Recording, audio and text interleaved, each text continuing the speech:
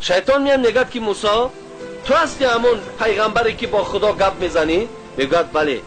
میگد نمیپرسی از همون پروردگار که یک شخص میخواهد توبه کند آیا توبهش قبول میکند؟ وقتی موسی این پیشنهادی به خدا میکند، الله میگوید موسی آن کسی میخواهد که توبه کند و توبه را خدا قبول کند، اون کسی که از تو پرسید و شیطان است. یقین داوای شیطان است.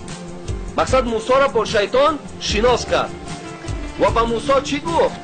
گفت برو با شیطان بگو اگر رفته قبر حضرت آدم، اگه دوره حضرت موسی در آدم مردگی بود که حضرت آدم، اگر رفته قبر همو را زیارت کند، در زیر قبر همو سجده کند، من توبه شیطانم قبول میکنم. غزالی میگد وقتی که موسی همین پیشنهاد به شیطان کرد، او شیطان گفت پروردگار میگوید توبهش قبول میکنم زمانی که اگر قبر آدم سجده کند.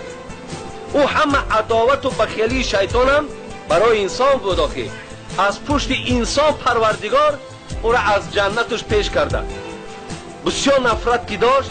بعد چی گفت؟ بعد گفت موسی گفت این آدم گفت در جنت حیات بود، زنده بود، من سجدش نکردم. اکنون گفت او زیر خاک است، اکنون وای مرد است، من رفته قبرش سجده میکنم. نگو سجده نمیکنم. گفت ببین دشمنی را ببینین، عداوت را ببین. حتی امام غزالی میگه در دوزخ صدها هزار سال میسوزه.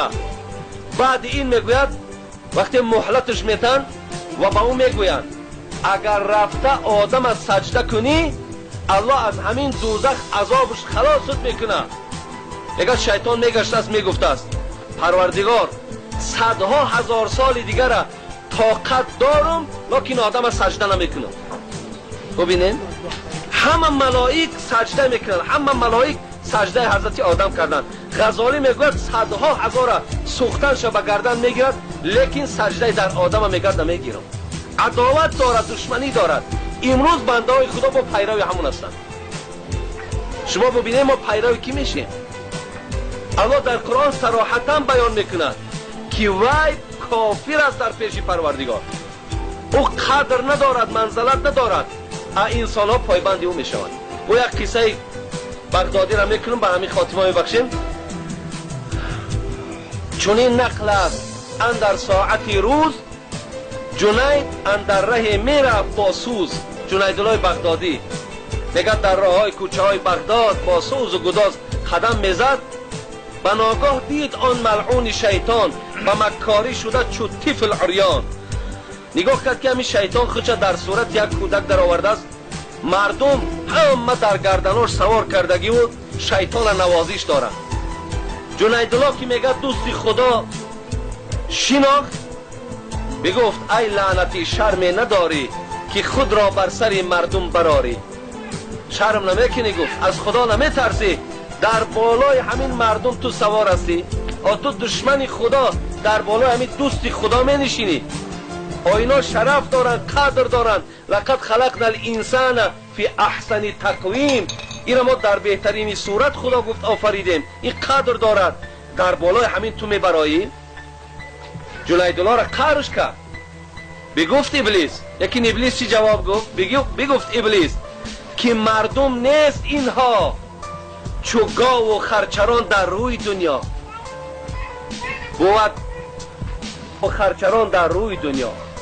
بود مردم همه قوم جگرریش که راه حق پرستی کرده در پیش.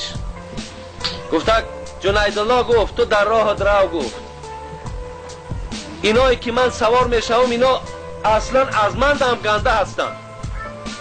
اینا همش هم قوم منن، اینا هم فکری منن، اینا از من هیچ جگه کندگی ندارن. چگلی که ما در سوره ناس من الجنت و الناس میخوانیم خدایا از جن و از انسان هایی که طبیعت جن و همون گویم که رفتار همون شیطان دارن، از همین خیل انسان ها بسوی تو پناه طلب میکنیم. پس گفت اینا هم مثل من هستن. اینا را مردم نگو، اینا را انسان نگو. از این خاطر دادر عزیز، علال خصوص خواهرایی که با صدای مرا میشنوند، شما دشمن خدا را پیرو نشوید. زیرا الله گفت وقتی که شیطان مهلت گرفت او خدای تا روز قیامت اجازتم بده من همین بندگاری تو را در اغوا اندازم، همینا را از راه های درست بیراه کنم. خدا مهلتش داد و گفت کسی پیروی تو میشود همراه تو سرنگون در دوزخ میفته.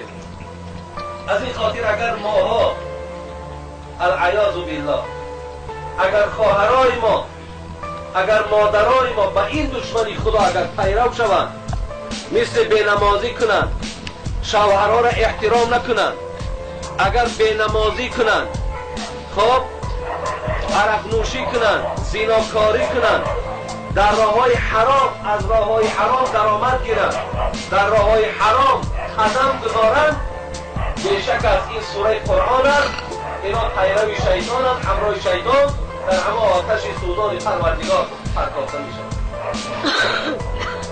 و این خواهر عزیز همون کسایی که زن نزد پیغمبر خدا آمد و از یک حدیث پیغمبر خدا اینقدر ترسان بود که حبیب خدا من شنیدم که تو میگفتی بهترین زن همان زن بود است که اذا نظرت علیها سرتک. حبیب خدا گفت بهترین زن همون زنی است که وقتی مردک در چهره او نگاه کند خوشحال شود. ببینین وقتی مردک در چهره زن نظر کند، چهره زن همچنان چهره با تبسم است، آنچنان چهره خوب به شوهرش نمایش میدهد که مردک از نظر کردن زن خوشحال شود. حبیب خدا گفت این زن زن جنتی است و این زن بهترین زن است. ببینین ولی اگر زن، ولی ممکن خیلی آدمایی که زناشون همین خیلی استقبال خوبشون میگیرن تیز این سخنی مرا میفهمند، لیکن کسایی را که استقبال نمیگیرن شاید که مثال گویم بود استقبالی به این خیلی چهره چخل باشه، آن ندیده است بیچاره، ندیده است و زن او هم بیچاره این سخن که نشنیده است که بهترین زن زنی است که مثال با مرده که بیگانه نمیخنده، با همسینفش نمیخنده، با همسایش نمیخنده، همون بهترین خنده و تبسم شه در همه حلالترین مردک و از همه بزرگترین مردک برای او شوهرش است، همون تبسم زیباش برای شوهرش میکنه. وقتی میبینه شوهر میآید همین خیلی تبسم میکند که یعنی از آمدن تو ای مردک من خوشحالم، من خرسندم. انا وقتی همین خیلی قبول که کرد این پیغمبر خدا گفت بهترین زن است. این زن آمد گفت ای حبیب خدا این سخنه که من شنیدم من شوهر نمیکنم. تن چرا شوهر نمیکنی؟ آخر اگر یکی من مبادای یگان بار اگر یکی خاطرم مشوش باشه، یکی خاطرم پریشان باشه، یکی اگان مصیبت داشته باشم و شوهر ما استقبال خوب نگیرم، از جمله بدترین زنها باشم، پیش خدا را چی جواب میگم؟ برای یک تبسم این زن خدا ترسیش ببین. حال امروز مثال زنای ما اکن من همش در نظر ندارم، من زنها را به نام خدا گفتی همون تاجیکای ما شما ای میده نان هم حرمت میکنیم، ما زنها را دوست میداریم چگونه پیغمبر ما دوست میداشت، ما حرمت میکنیم. فقط دلالت آن همین است که خواهر عزیز دیگر یگانه چیزی تو را جنت میبره حرمت شوهر میبره، یگانه چیزی که تو را وارد جنت میکند اینم چی است؟ اینم حتی که همون گویم که راضیگی شوهر است. حتی حدیثات خواندیم که روز قیامت وقتی زنک هم جنت میدره مردک هم جنت، خداوند برای همین مردک و زنک کوشک‌ها را وقتی بینا میکنن همین زنک هم میگه پیش مردک میارن، همین زنی در دنیا بودگی تا از حورهای جنتی دا میگه زیبا است، لیکن خدا از مردک میپرسه همین را زن کردن میخوای یا نمیخوای؟ این اگر میگه زنی خوب باشه، زنی بود در دنیا که بسیار مونیس بود، غمخوار بود، مردک که همه پستی و بلندی هاش اهمیت میداد، همونجا مردک هم که دلش بکشد میفتست بله پروردگار میخواهم که با این در همین جهان چی باشم، البته همون زن و شوهری که داشتیم همون را در همین جا برپا. به این خاطر خواهر عزیز به این یک دنیا زندگی شما آخر نمی آورد، بلکه شما در جنت هم یک جایه. به این خاطر فقط شما اگر حرمت همین مردکا را بجا، مردکان باید گفتی اکی استاد من دامونا مردکان باید زنا را حرمت کنند. چگونه پیغمبر من حرمت میکرد، عایشه چه خیلی که پیغمبر را حرمت میکرد. همچون حرمت گیم آری زنای ما و شما حرمت در چی میبینن؟